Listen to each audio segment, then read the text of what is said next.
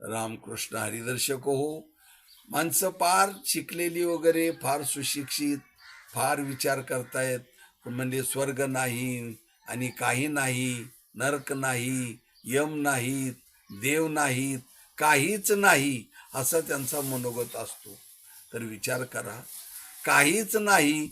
ज्यावेळेस घर चालवायचं असेल तर त्याला एकूम्या कुटुंब मॅनेजर लागतो.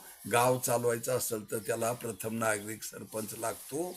तालुका चालवायचा असेल तर नाही का, आमदार नामदार खासदार पंतप्रधान राष्ट्रपती हे सर्व एकमेकाच्या वर आहेतच ना. पण हे चालवायचं असेल तर, हे देश चालवायचं असेल तर एवढा खटाटोप आहे. मला सांगा, 21 स्वर्ग सप्त पाताळ 14 भुवनावर सत्ता चालवायची म्हणजे त्याला कुणी चालवणार नाही का?